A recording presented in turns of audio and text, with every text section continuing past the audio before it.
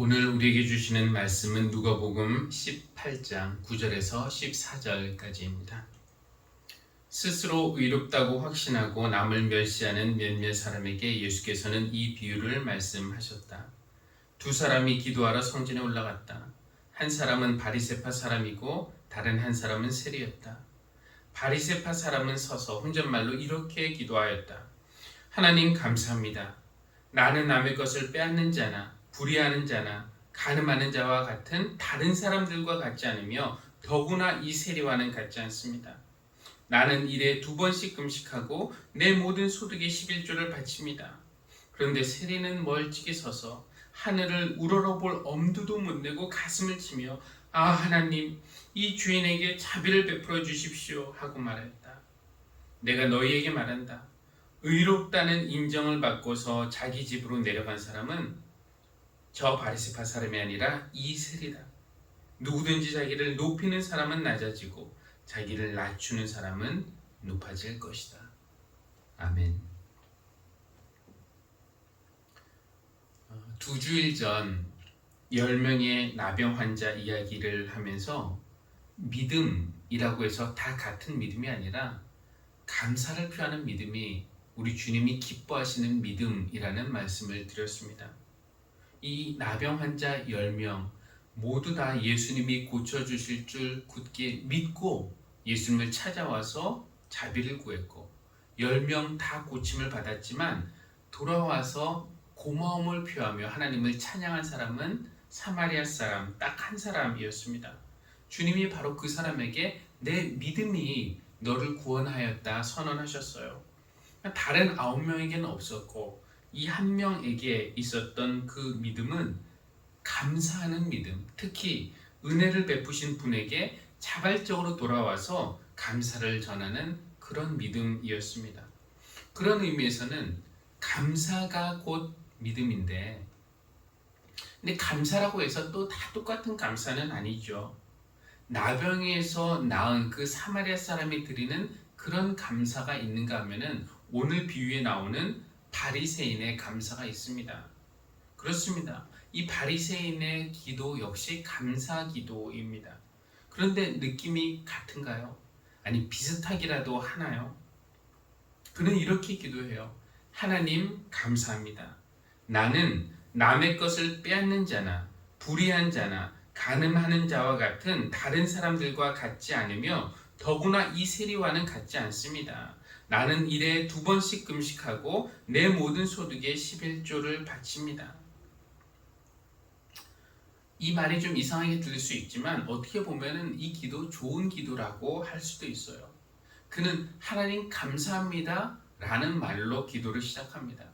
그의 기도는 전체적으로 감사 기도입니다.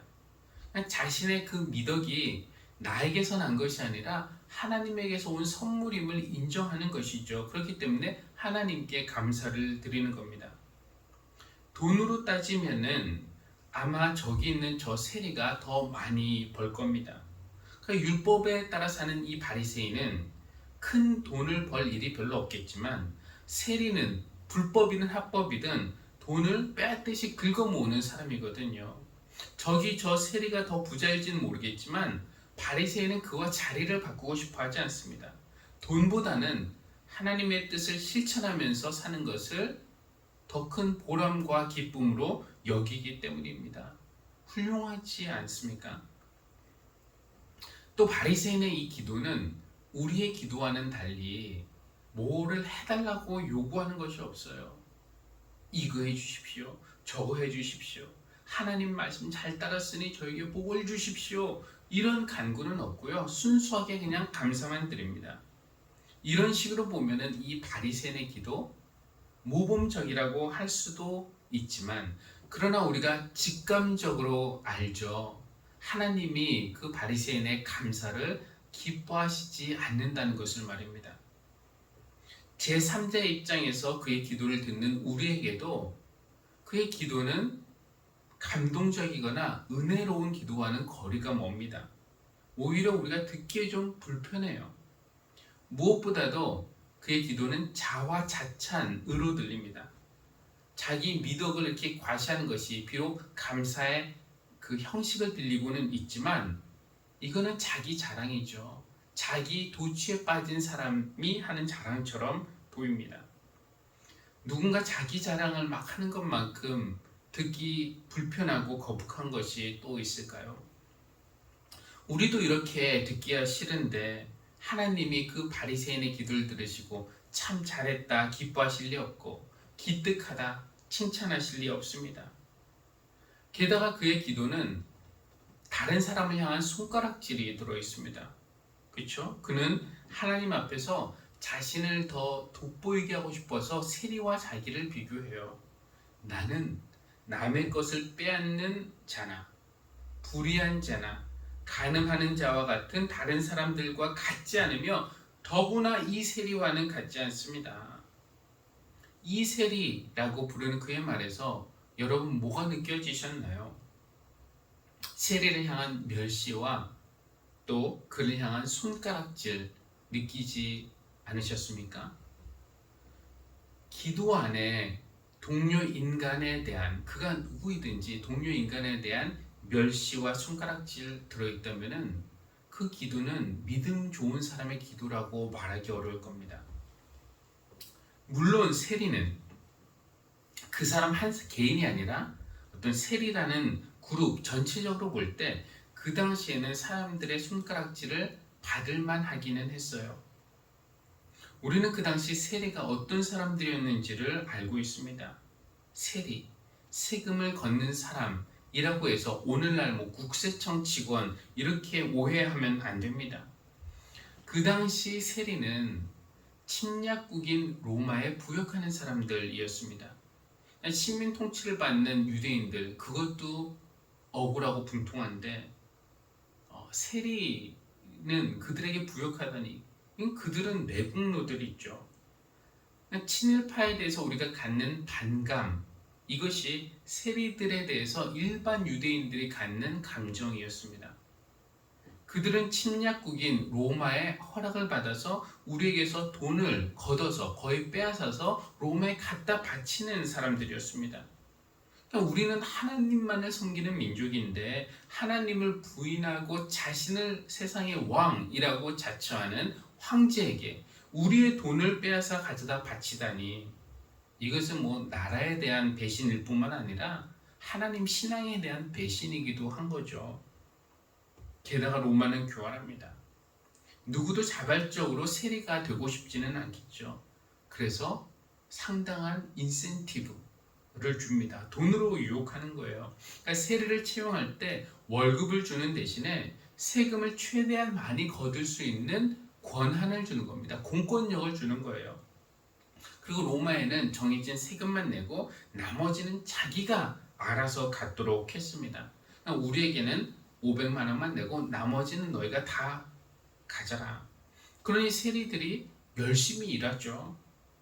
열심히 일할수록 자기는 더 부자가 되지만 열심히 그들이 일할수록 동족은 더 많이 약탈당하고 더 많이 미움을 받게 되는 겁니다.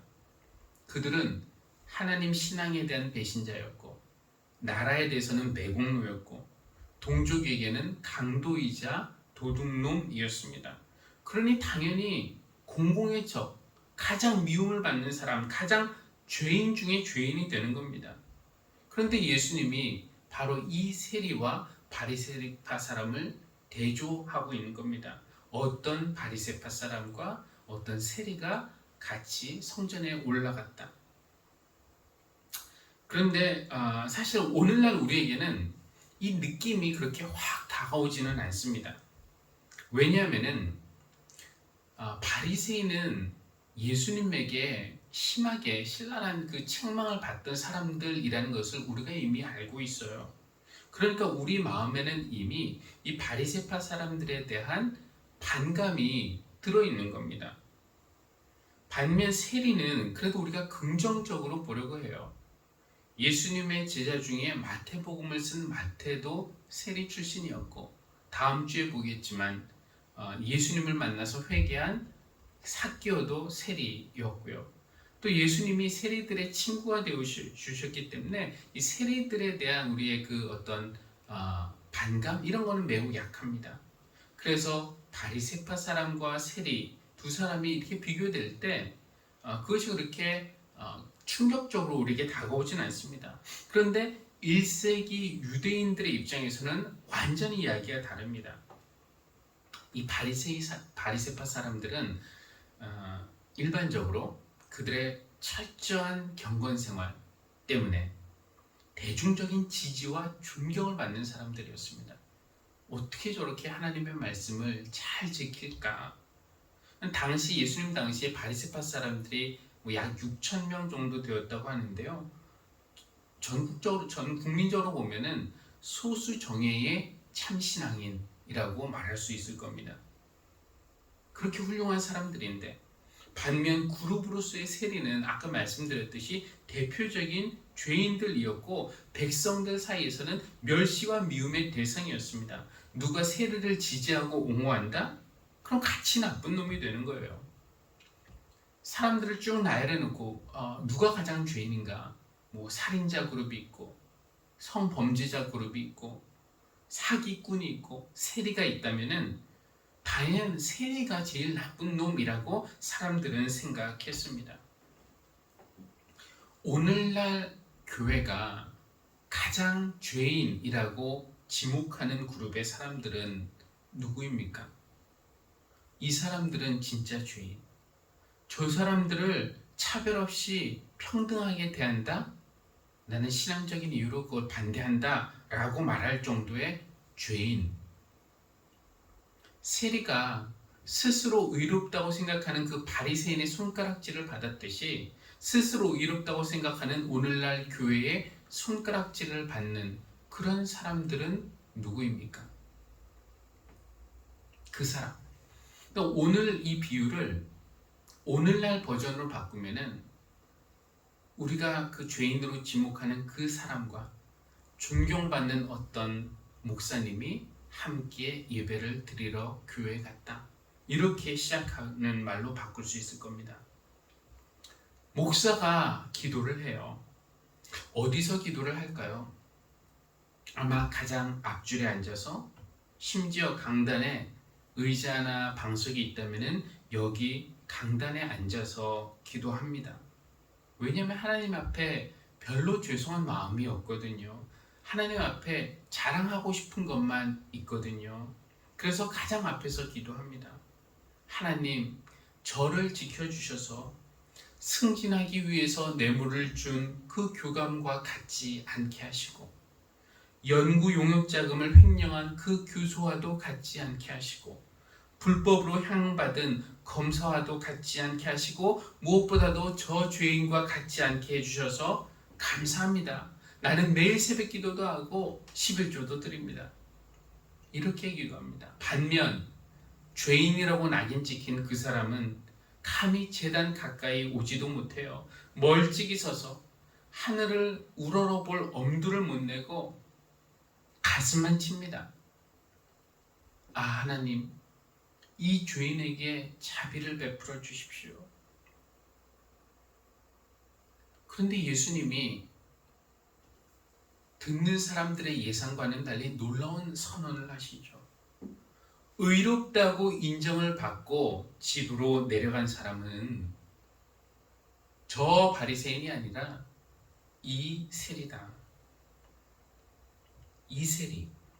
아까 그 바리새파 사람도 이 세리라고 했고 지금 예수님도 이 세리라고 하시는데 똑같은 말이지만 그 느낌 아주 다르지 않습니까? 바리새파 사람이 이 세리라고 했을 때는 그의 손가락질과 경멸의 시선을 우리가 어렵지 않게 상상할 수 있었는데요. 예수님이 이 세리다 라고 말씀하실 때는 금방이라도 안아주실 것 같은 우리 주님의 친절한 팔 그리고 긍휼한 마음과 애정 이것을 우리가 느낄 수 있습니다. 또 중요한 것은 예수님이 서 계신 위치인데요. 이 비유를 들려주시는 예수님이 서 계신 곳은 바리새파 사람과 더 가까울까요? 아니면 세리와 더 가까울까요? 처음에는 그 바리새파 사람과 더 가까이 계신 것으로 보였습니다. 예수님이 아마 성전에 계시면서 제3자 입장에서 이 두 사람을 관찰하시는데 바리새인의 기도가 먼저 들렸습니다. 예수님도 아마 앞쪽에 계셨는지 바리새파 사람의 기도가 먼저 들렸던 것 같아요. 그리고 그 다음에 멀찍이 서 있는, 예수님의 입장에서도 멀찍이 서 있는 그 세리가 보였던 겁니다. 그러니까 처음에 예수님의 위치는 저 세리보다는 바리새파 사람과 더 가까이 계셨던 것으로 보입니다. 그러나 이 비유의 마지막에서는 어떻습니까? 의롭다고 인정을 받고서 집으로 내려간 사람은 저 바리새파 사람이 아니라 이 세리다. 지금 예수님은 누구와 더 가까이 계십니까? 그것은 어쩌면은 예수님의 그 물리적 거리가 아니라 예수님의 마음의 거리일지도 모르겠습니다. 그 바리새파 사람이 오늘날 종교적이고 도덕적인 교회를 의미하는 사람이고, 세리는 교회가 불경건하다고 죄인이라고 비난하는 그런 사람을 의미하는 것이라면은 주님이 우리보다 그 사람과 더 가까이 계신다? 마음으로 그 사람을 더 가까이 여기신다? 이거 꽤 충격적인 것이죠. 왜 그날 그 바리새파 사람이 아니라 이 세리가 의롭다고 인정을 받고, 즉 하나님의 은혜를 받고 가게 됐을까요? 답은 간단합니다. 세리는 자기가 죄인인 것을 알았고, 그래서 은혜가 필요하다는 것을 알았기에 은혜를 구했고, 바리새인은 자기가 죄인인 것을 몰랐어요. 그러니까 은혜를 필요 없다고 생각해서 은혜를 구하지 않았기 때문입니다. 생각해 보십시오. 남의 것을 빼앗지도 않고, 불의한 일을 행하지도 않고, 간음도 하지 않고, 세리처럼 하나님 욕먹일 일도 하지 않고, 내 자신이 욕먹을 일도 하지 않고, 이렇게 신앙생활도 잘하고 사회생활도 잘하고 있는데 무슨 은혜가 더 필요합니까? 이미 하나님이 당연히 나를 의롭다고 여기실 텐데 뭘 또 하나님 나를 의롭게 여기십시오 기도하겠습니까? 바리새파 사람은 나에게는 은혜가 필요한 것이 아니라 당연한 보상이 필요하고 칭찬이 필요하다라고 생각을 했습니다. 초등학교 졸업할 때 반에서 50명 중에서 약 25명이 공부를 잘해서 우등상을 받았어요. 근데 저는 받지 못했으니까 제가 공부를 잘하는 편은 아니었습니다. 그런데 중학교에 올라가서 본 첫 시험에서 믿기지 않는 등수를 받아왔어요. 저 자신도 놀랐지만 부모님이 더 놀라셨습니다. 이것은 우연일까요? 실력일까요? 그것을 확인하기 위해서 부모님은 다음번 중간고사에서 네가 반에서 10등 안에만 들면은 소원을 들어주겠다고 말씀하셨습니다. 어떻게 됐을까요? 성적표를 받는 날, 저는 당당하게 성적표를 내밀면서 부모님에게 소원을 말씀드렸습니다. 그날 저희 집에는 파이오니어 전축 하나, 꽤 비싼 거 하나 들어왔습니다. 제가 그때 우리 부모님 정말 나를 위해서 이런 전축을 사주시다니 너무 고맙고 감사하다. 부모님의 은혜에 감사했을까요? 그렇지 않았습니다. 내가 공부를 잘해서 당연히 받을 상을 받았다고 생각했습니다. 그러니까 스스로 자랑스러워한 거예요. 그리고 형한테는 형도 다음에는 좀 잘해서 우리 비디오 하나 장만하자면서 좀 우쭐댔습니다. 그러다가 몇 년 후 14살쯤 되었을 어느 날, 제가 어렸을 때 7살 때 임파선 암에 걸렸던 그 당시의 이야기를 듣게 되었습니다. 병원에 입원해 있으면서 저는 점점 약해져 갔고 또 죽어가고 있었습니다. 이것저것 다 해보시더니 의사 선생님들도 결국 포기를 했어요. 그때 저는 정말 부모님을 위해서 해드릴 수 있는 것은 아무것도 없었습니다. 건강해서 부모님의 걱정 덜어드릴 수 없었고, 공부 잘해서 부모님을 기쁘게 해드리거나 자랑스럽게 해드릴 것도 없었어요. 오히려 부모님의 걱정거리가 되고 슬픔이 되고, 그래서 저 때문에 부모님 많이 우시고, 또 경제적으로도 병원비, 약값 많이 들었습니다. 그런데 아무것도 부모님을 위해서 할 수 없는 이 둘째 아들을 위해서 어머니는 하나님, 제발 우리 아들 살려주세요. 우리 아들 살려주시고 제 목숨 가져가 주세요. 이렇게 울며 기도하셨다고 합니다. 그 이야기를 들으면서 제가 어떤 생각을 했을까요? 내가 아들이니까 어머니가 그렇게 기도하는 것이 당연하지, 내가 아들이니까 어머니가 희생하는 거 당연하지, 이렇게 생각했을까요? 그렇지 않았습니다. 그 이야기를 들은 날 저는 은혜를 체험했어요.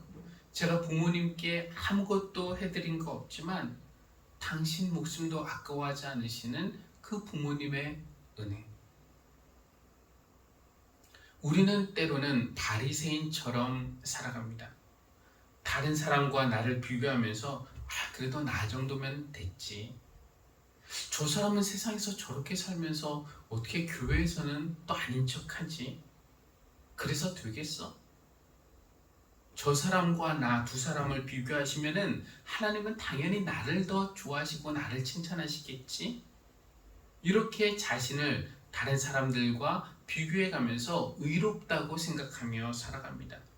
그런데 그런 마음으로 예배를 드릴 때, 예배를 드린 후 집에 가면서 우리는 오늘 예배도 그냥 그랬네, 늘 듣던 말씀, 익숙한 찬양, 형식적인 예배, 뭐 그렇지, 다음에 은혜 받겠지, 그리고 집에 돌아갑니다.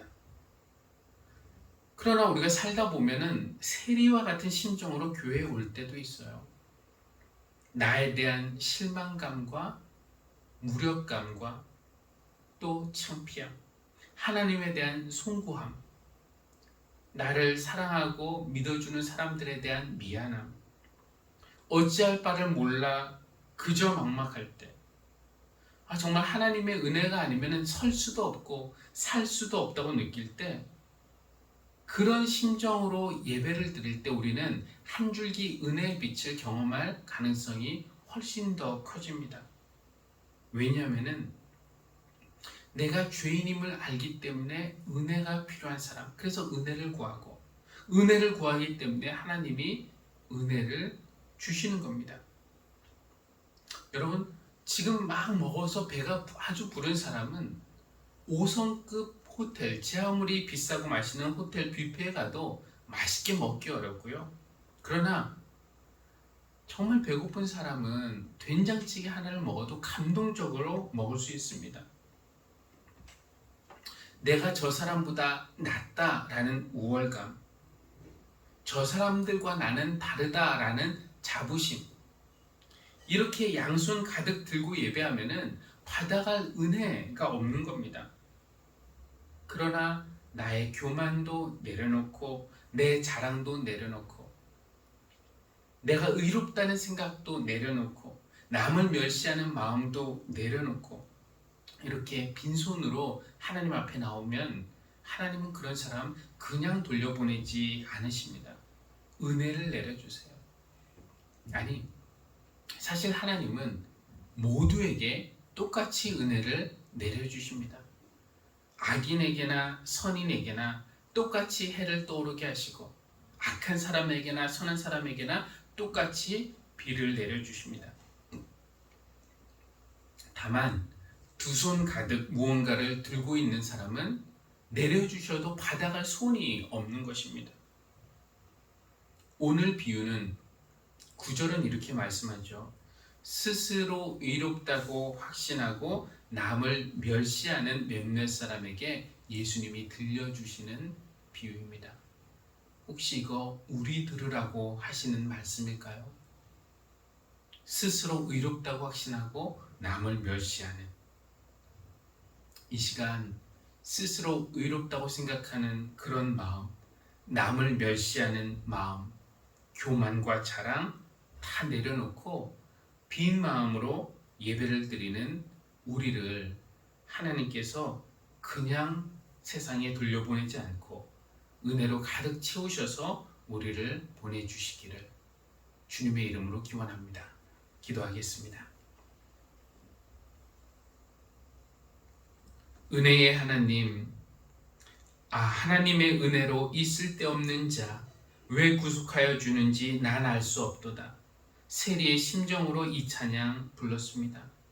그런데 돌아보면 우리 마음은 세리보다는 늘 바리새인과 가까웠음을 깨닫습니다. 저 사람들보다 내가 더 의롭다는 확신을 가지고 또 그들과 같지 않음을 감사한 적도 있었습니다. 그것이 교만의 죄이고 남을 멸시하는 죄인데도 죄인 줄 몰랐기 때문에 용서의 은혜 구하지 않았고 구하지 않았기 때문에 은혜도 받지 못했습니다.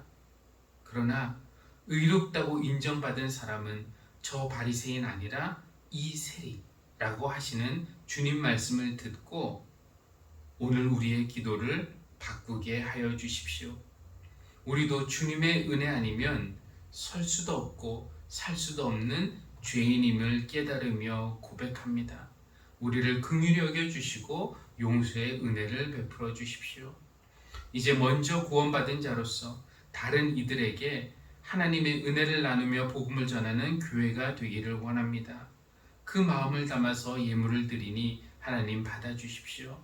정성과 헌신과 사랑의 마음을 담아서 드리는 이 예물을 기쁘게 받아주시고 드리는 성도들 위해 하나님이 베푸시는 그 은혜가 차고 넘치도록 하여 주시기를 기도합니다. 예수님의 이름으로 기도합니다. 아멘.